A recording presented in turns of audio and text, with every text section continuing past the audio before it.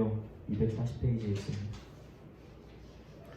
로마서 2장 1절에서 11절 말씀 찾으신 줄 알고 제가 읽겠습니다. 그러므로 남을 판단하는 사람아, 누구를 막론하고 내가 핑계하지 못할 것은 남을 판단하는 것으로 내가 너를 정죄함이니 판단하는 내가 같은 일을 행함이라. 이런 일을 행하는 자에게 하나님의 심판이 진리대로 되는 줄 우리가 아노라. 이런 일을 행하는 자를 판단하고도 같은 일을 행하는 사람은 내가 하나님의 심판을 피할 줄로 생각하느냐? 혹 내가 하나님의 인자하심이 너를 인도하여 회개하게 하심을 알지 못하여 그의 인자하심과 용납하심과 길이 참으심이 풍성함을 멸시하느냐?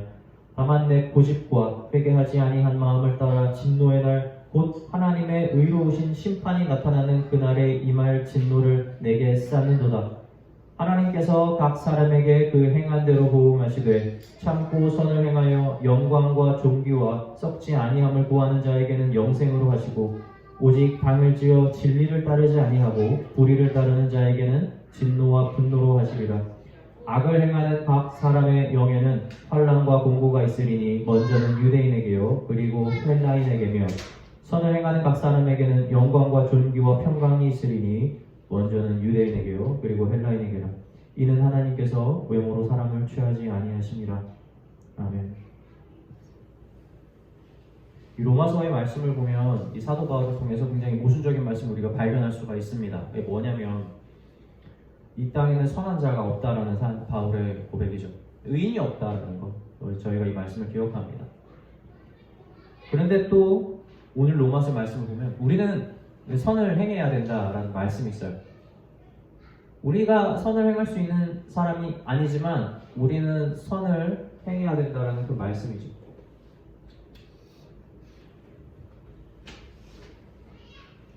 먼저 우리가 알아야 될 것이 있습니다.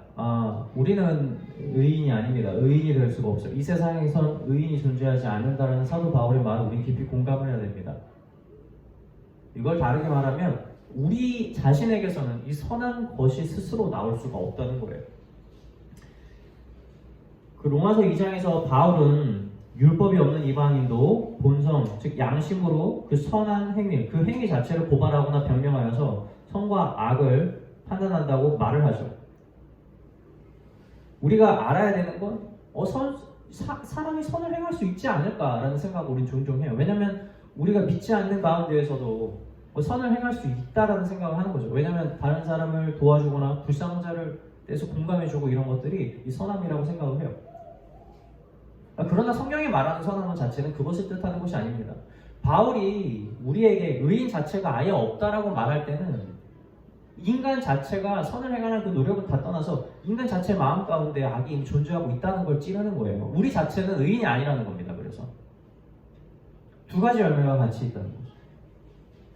양심이 우리에게 말하는 건 우리에게 선하게 살라라고 가르치는 것은 맞아요. 그것이 우리의 하나의 율법이고 선생이 되긴 합니다만 먼저 알아야 될 것은 우리가 양심을 지킨다고 해서 그것이 우리 자체가 선하다는 것을 말하는 게 아니라는 거죠. 제가 예전에 물건을 사고 가게에서 나왔는데 이 셀프 계산을 하고 나와서 물건을 많이 사서 나왔는데 밑에 계산하지 않은 물건이 있는 거예요. 꽤 비싼 거였는데 딱 조금만한 거였어요. 근데 이게 저도 모르게 계산을 하지 않고 나온 거죠. 근데 울리지도 않은 거예요, 나올 때. 그럼 어떻게 해야 됩니까? 당연히 들어가서 다시 계산을 하고 나오면 되는데 제 순간 큰 마음에 두 가지 갈래가 생기는 겁니다. 그냥 가서 이걸 내가 쓰고 돈을 아끼는 마음이랑 그리고 가서 다시 계산을 하고 나오는 마음이에요. 물론 저는 가서 다시 계산을 하고 나왔습니다. 사람들은 이걸 보고 제가 양심을 지켰기 때문에 선한 사람이라고 판단할지 모르겠지만 성경은 이렇게 말합니다. 네 마음 가운데 이미 그 양심이 너의 두 갈래길을 지적했기 때문에 네 마음은 이미 악한 거다라고 이야기를 하는 거예요. 그래서 바울은 세상에 많은 사람들이 만약에 유대인이라면 너희가 이미 율법이 있기 때문에 그것이 너희를 판단하지만 이 유대인이 아니라 율법을 받은 적이 없다 할지라도 이미 사람의 마음의 양심이 그것이 자체가 율법이 되어서 너희가 선하지 않음을 깨닫게 해준다는 거예요. 그래서 율법을 받고 율법을 지키지 않는 유대인이나 마음의 어떠한 양심을 따라서 찔림을 받는 모든 사람들이 결국 무엇 아래 들어갑니까? 하나님의 율법 아래 속하게 되는 거예요.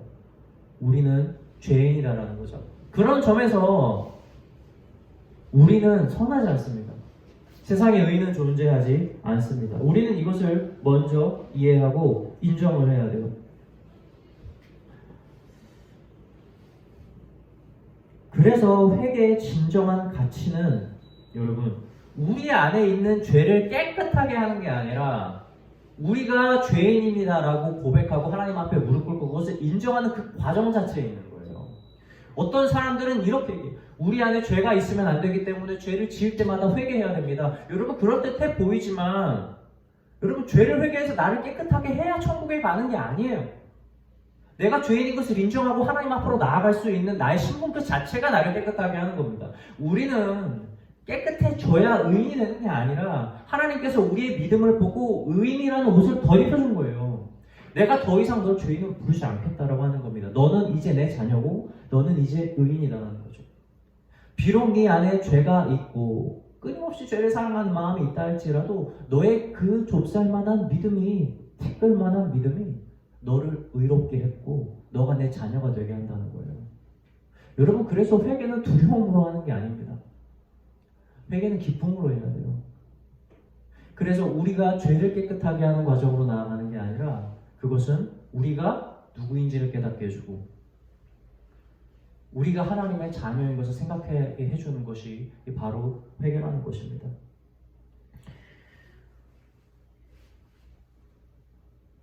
모든 사람이 하나님 앞에 죄인으로 산다는 것, 죄인으로 서게 된다는 것, 그것이 무엇을 의미합니까? 바로 복음이 모든 사람들에게 필요하다는 거예요. 이것을 아주 논리정연하게 적어놓은 것이 이 로마서입니다. 그래서 이 로마서를 통해서 종교개혁이 일어났고요. 사실 복음이, 모든 말씀이 귀하지만 그 말씀 가운데서도 이 로마서는 어떤 다이아몬드의 반지의 다이아와 같은 성경이에요. 모든 사람이 어떻게 죄인이고 그들이 구원받을 방법이 무엇인지를 적어놨기 때문입니다. 오늘 본문 말씀은 우리가 죄인인 것을 깨닫는 회개에서 멈추는 것, 곧 말씀을 단순히 듣는 자가 되는 것에서 멈추는 것이 아니라 그 말씀을 행하는 자, 곧 선을 행해야 된다는 것을 말하고 있습니다. 비록 우리가 의인은 아니지만, 비록 우리가 죄인인 것은 맞으나 우리가 무엇을 행해야 된다? 바로 선을 행해야 된다는 거예요. 그래서 오늘 본문의 제목이, 말씀의 제목은 선을 행하는 선하지 않은 자입니다. 오늘 이 부분에 대해서 여러분들과 좀 깊이 있는 나눔을 하고 싶습니다. 이 땅에 우리의 죄를 대속하기 위해서 예수 그리스도께서 오셨어요. 그런데 예수 그리스도께서 오시기 바로 전에 누군가가 옵니다. 누구죠? 세례 요한입니다. 세례 요한이 이 땅에 와서 한 일이 무엇입니까? 세례 요한이 자기 자신을 누구라고 말했는지 생각하면 알 수가 있어요. 그 뭐예요? 광야에 외치는 자의 소리예요. 누구를 위해서? 주의 오실 길을 예비하기 위해서. 세례 요한은 자신을 이렇게 소개합니다. 이름도 얘기하지 않고 사람이라고도 얘기하지 않고 뭐라고요? 소리. 주님의 길을 예비한다. 세례 요한이 와서 한 일은 무엇이냐면 사람들에게 그들의 죄를 보게 하고 그들에게 회개하게 하고 물로 세례를 베푸는 일이었습니다. 굳이 예수님이 오시면 예수님께서 다 하실 텐데 세례 요한의 직책을 나눠서 세례 요한을 먼저 보내가지고 왜 일을 했을까라는 생각을 해요. 만약 예수님을 기억하게 하려면 차라리 말라기부터 마태복음 오기 전까지 그 긴 공백기 중간에 한번 오는 게 더 낫지 않았을까라는 생각하지 않습니까? 세례 요한은 물 세례를 베풉니다. 근데 그 물 세례는 온전하지가 않아요. 세례 요한이 하는 일은 딱 한 가지였어요. 무엇이었냐면 너희가 죄인이고 너희는 너희 스스로로 구원할 수 없다. 너희의 죄를 회개해라. 회개를 하면 세례를 봐주는 겁니다. 세례 요한의 역할은 딱 여기까지였어요. 그리고 세례 요한은 그 다음에 오실 이가 너희에게 무엇을 베풀 것이다? 성령과 불세례를 베풀 것이다. 나는 그의 끈을 풀기도, 그의 신을 들기도 감당치 못할 것이다 라고 이야기를 해서 세례 요한은 자신 뒤에 오시는 예수님에게 그대로 다 전가를 합니다. 사실 세례 요한과 예수님의 시기는 정확하게 그대로 겹쳐요. 이 차이가 별로 없어요. 세례 요한이 먼저 왔다고 하지만 사실 임신도 같이 하지 않았습니까? 그죠? 그들의 차이가 별로 없어요. 그럼에도 불구하고 우리는 세례가 회개를 향하는 세례와 불과 성령의 세례로 나눠졌다는 것에 대해서 우리는 한 번 더 생각을 해볼 필요는 있다는 겁니다. 북샤는 이렇게 얘기해요. 어떤 사람이냐면 우리가 죄를 통해서 우리가 회개를 해서 예수님을 만난 다음에 우리가 주님을 믿고 나중에 다시 성령과 불로 세례를 다시 받아서 우리가 구원을 받아야 된다라고 말하는 분들도 있어요. 근데 저는 이것에 동의하진 않습니다. 우리가 죄를 고백하고 성령을 받는 일은 동시적으로 일어난다고 생각을 해요. 그러나 이 시대상에서 세례 요한이 예수 그리스도보다 먼저 와서 죄에 대해서 사람들에게 회개를 먼저 하게 한 것은 저는 율법에 대한 회개를 먼저 사람들에게 알려주기 위해서였다고 생각을 합니다. 예수 그리스도로 가기 위한 몽합선생으로 존재했던 그 율법, 그들이 지금까지 하나님을 보기 위해서 필요했던 그 율법을 통해서 세례 요한이 무슨 일을 합니까? 너희는 그 가운데에서 너희를 스스로 구원할 자가 없다 라는 것을 먼저 이야기해주고 있는 거죠. 세례 요한 뒤에 예수 그리스도께서 그들을 만나서 세례를 베푸고 제자를 삼았다면 이제 더 이상 세례 요한은 필요하지가 않습니다. 그래서 세례 요한은 모든 제자들을 예수님에게 보낼 수 있는 거예요. 이제 예수 그리스도를 통한 세례가 되니까요. 여러분, 율법도 마찬가지입니다. 그것이 우리 가운데 우리의 양심도 그렇고 우리에게 우리가 스스로 구원할 수 없는 몽합선생이 되어서 우리가 어디까지 유효한 거예요? 우리가 예수 그리스도를 믿고 그분에게 나아갈 때까지 이것이 유효한 겁니다. 우리가 이제 주님을 만나게 되면 이제 그 율법에서 우리는 자유를 얻고 우리는 새 힘을 얻고 말씀을 받아서 우리가 주님을 위해서 사는 삶을 살 수 있게 된다는 것이죠.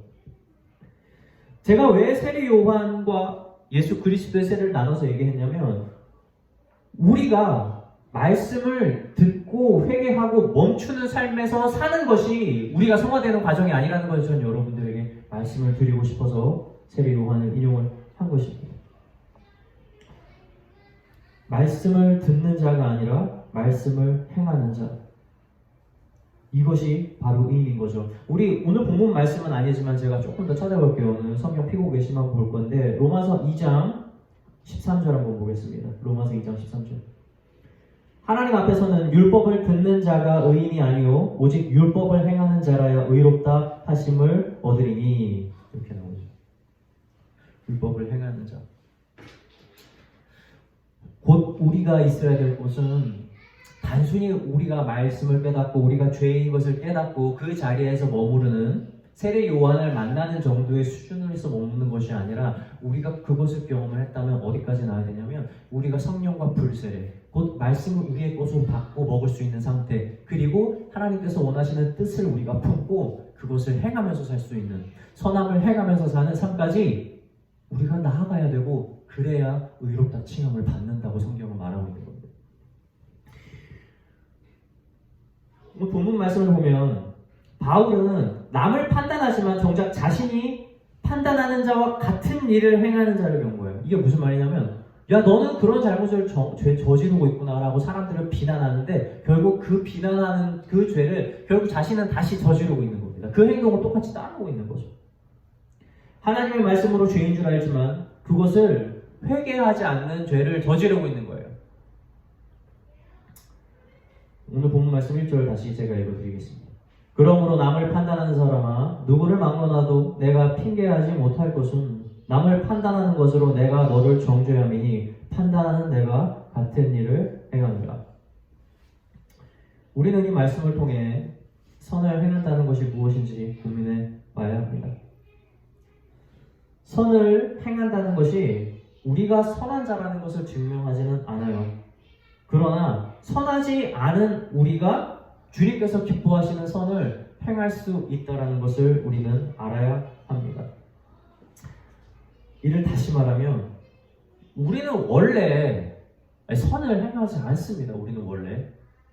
그런데 우리는 반대로 또 선한 일들을 행할 힘이 있는 자들이에요. 저는 먼저 여러분들에게 말씀드리고 싶은 건 원래 선하지 않다라는 부분을 좀 말씀드리고 싶어요.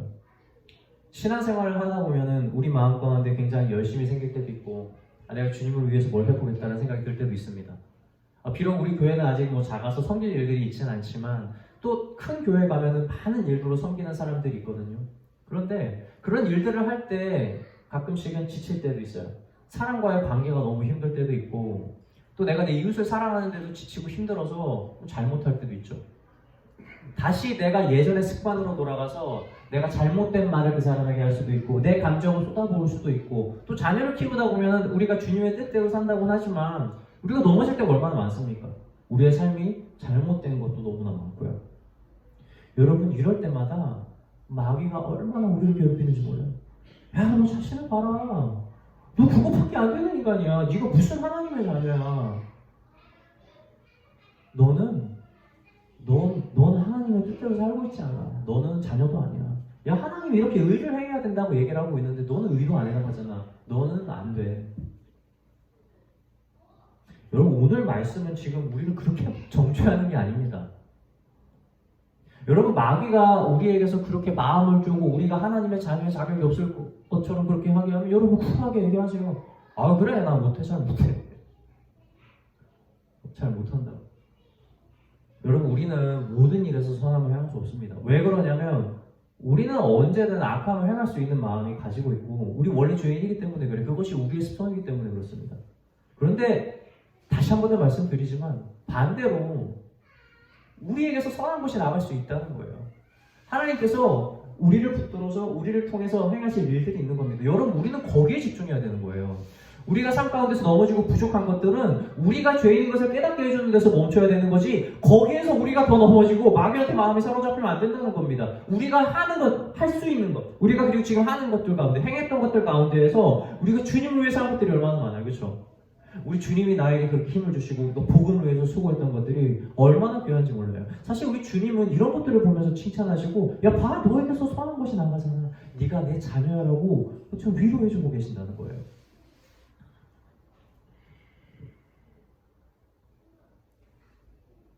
(7절) 한번 볼까요?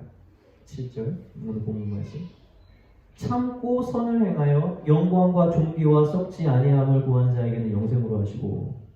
여러분 뭐라고 말해요? 이 말씀 참 좋아요. 참고 선을 행한다는 거예요. 이거는 우리가 얼마나 죄성이 있고 죄를 사랑하는지를 또 보여주는 말입니다. 여러분 즐겁게만 선을 행하지 않는다는 거죠. 어떻게 해요? 참고 선을 행하는 거예요. 이 부분을 영어 성경에서는 뭐라고 말하냐면 persistence in doing good. 선을 행하는 일을 멈추지 않는 사람이라는 거죠. 선을 행하는 것 자체가 중요한 게 아니라 뭐라고요? 내 마음의 중심에서 내가 비록 악하고 내가 비록 실수하고 있지만 선을 행하는 것, 하나님의 뜻대로 살고자 하는 그 마음을 포기하지 않고 끝까지 유지하려고 하는 그 중심 말이에요. 여러분 이것을 선한 자라고 얘기해요. 이것을 의인이라고 지금 성경이 얘기하고 있는 겁니다. 우리는 너무 겉으로 보이는 열매를 봐요. 내가 실수해서 넘어져요. 여러분 그 넘어지는 게 아닌 거예요. 당연히 실수해야죠. 우리가 부족한데 우리는 원래 죄인이잖아요. 원래 의를 행하지 않는 자들이잖아요. 그런데 하나님이 우리를 변하게 하시고 우리를 새롭게 하실 때 우리에게 능력 주실 때 여러분 얼마나 기쁘게 또 행할 때가 있습니까? 여러분 그리고 그걸 기대하고 우리가 언젠간 이렇게 행하겠다. 오늘 내가 이렇게 될 수 있겠다라는 그 가능성을 바라보면서 끝까지 선을 행해보겠다라는 그 다짐이 우리 마음 가운데서 떨어지면 안 된다는 겁니다. 신앙생활은 지치면 안 돼요. 지치면 안 돼요. 할 수 없다고 여겨지면 안 돼요. 내 중심이 주님 앞에 끝까지 무릎 꿇려서 있어야 되고 그것을 내가 하겠다는 그 다짐이 영원히 있어야 돼요. 계속 있어야 돼요. 내가 10가지 중에서 9가지가 넘어져도 여러분 그럴 수 있어요. 주님이 그거 주창만 안 하십니다. 그러나 내가 그 한 가지를 행하겠다고 하는 그 마음이 여러분 앞에 떠오르지 않았다면 여러분 이게 주님의 자녀인 거예요. 하나님은 절대 우리가 넘어지는 걸 책망하지 않으십니다. 그런데 이건 책망하세요. 우리가 넘어졌는데 다시 일어서려고 하지 않는 것. 마귀가 제일 좋아하는 거죠. 말씀의 율법을 가지고 우리를 정죄해서 넌 자격 없어. 넌 못해. 네 삶을 한번 봐라. 너가 죄 지은 거 한번 봐라. 잠언 24장 16절은 이렇게 얘기합니다. 대저 의인은 7번 넘어질지라도 다시 일어나려니와 악인은 재앙으로 말미암아 엎드려지니라. 여러분 넘어져 있는 상태에 있습니다. 두 사람이 지금 다 넘어져 있는 거예요. 근데 한 명은 의인이고 한 명은 악인이래요. 의인이 누굽니까? 다시 일어난 사람, 다시 일어서는 사람. 누가 악인이죠? 넘어져서 일어나지 않으려는 자, 넘어져 있는 자. 사랑하는 성도 여러분, 겉으로 보이는 열매 너무 집착하지 마시기 바랍니다. 실제로 우리가 선을 행한다고 겉으로 보이는 열매가 맺히진 않습니다. 그리고 반대로 계속해서 말씀드리겠지만 악을 행한다고 그 사람이 문제가 생기지 않습니다.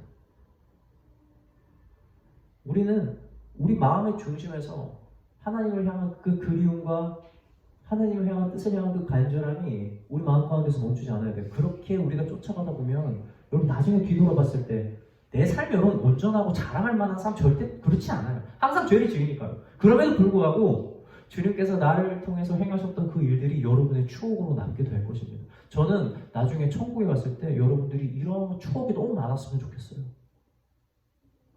내가 이렇게 선을 행하려고 이렇게 마음을 포기하지 않았더니 주님이 그때 나와 동행해 주셔서 주님이 날 도와주셔서 성령으로 채워주셔서 내가 이렇게 했구나, 내가 이 사람에게 이렇게 말할 수 있었구나, 내가 이 사람을 이렇게 사랑할 수 있었구나 하는 그런 추억이 넘치는 저와 여러분이 되시길 주님의 이름으로 축원합니다. 로마서 2장 9절에는 오늘 본문에 보지 않았지만 율법을 받은 유대인들의 죄가 드러나요. 그들은 간음하고 우상 물건을 도둑질하면서 율법을 범해서 하나님을 욕되게 하거든요. 이게 로마서 2장 21절 23절에 나옵니다. 제가 호주에 있을 때 제 지인 중에 한 분이 운전을 하고 가시다가 속력을 과속을 했어요.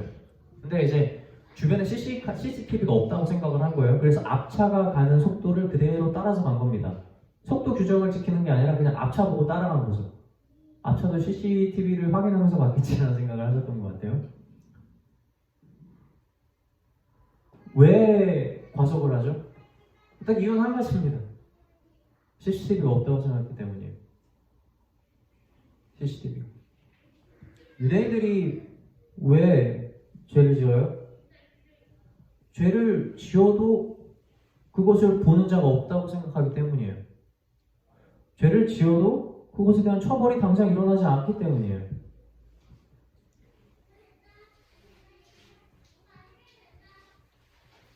아까도 말씀드렸지만 예수님이 매우 가까운 시대 가운데서도 여러분 죄 짓는다고 죄에 대한 처벌이 있지 않습니다. 그것에 대해서 결과가 보이지 않아요. 반대로 그럼 예수님이 뜻대로 살았다고 그들이 눈에 보이는 가시적인 축복을 받았을까요? 아주 그렇게 생각하지 않습니다. 물론 구약 성경에서 하나님께서 메시지를 전하기 위한 수단으로 상에 대해서 정확하게 얘기하고 또 복음을 따르지 않고 말씀을 지키지 않는 것에 대한 벌을 그 자리에서 바로 내리셨으나 여러분 실제로 우리가 살고 있는 시대는 그렇지 않다는 거죠. 여러분 그러나 반드시 우리가 판단받는 날이 옵니다. 성경은 그렇게 얘기해요. 너희 머리 위에 부끄러움을 너희가 쌓지 마라. 너희가 결국엔 나중에 이것으로 인해서 판단받게 될 거다. 반대로 선을 행하면 어떻습니까? 하나님의 뜻대로 살면 지금 당장 우리가 복을 받는 건 아닐지 할지라도 그것을 모두 보고 계시는 주님께서 우리에게 가장 은혜로운 것을 갚으신다고 성경은 누누이 이야기하고 있다는 거예요. 나와 하나님의 관계 그 자체에 있어야 돼요.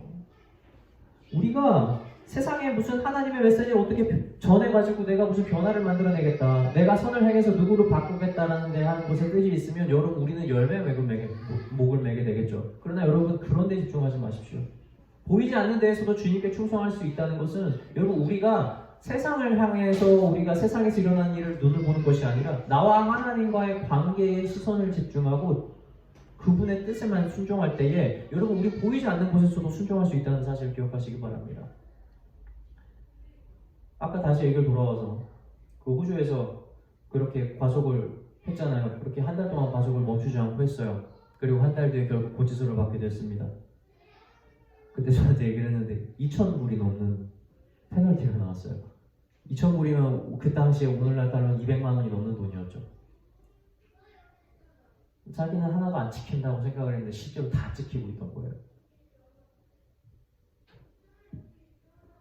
앞사람 보고 달려가지 마십시오. 우리가 죄를 짓고 아무 일도 일어나지 않는다고 아무도 보지 않는 것처럼 여러분 죄를 행하지 마십시오. 말씀을 보십시오. 하나님의 뜻을 보십시오.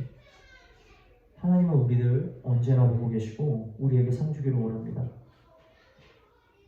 보이는 곳에서만 선을 행하고 보이지 않는 곳에서 죄를 짓는다면 우리는 보이는 곳에서 기도하고 보이지 않는 곳에서 죄를 지었던 회칠한 무덤이라는 칭함을 받았던 바리새인들과 크게 다르지 않을 것입니다. 세상 사람들을 보고 따라가는 것이 당장은 우리에게 빠르고 유익을 주는 것 같으나 결국 우리는 그 모든 대가를 치르게 됩니다. 삶의 모든 부분에서 완벽할 수 없기 때문에 선하지 않은 자신의 모습에서 실망할지도 모릅니다. 그러나 말씀을 기준으로 선을 행하게 멈추지 않은 우리의 중심을 보시고 우리에게 좋은 것으로 갚아주실 주님을 기억하는 저와 여러분이 되시길 주님의 이름으로 축원합니다.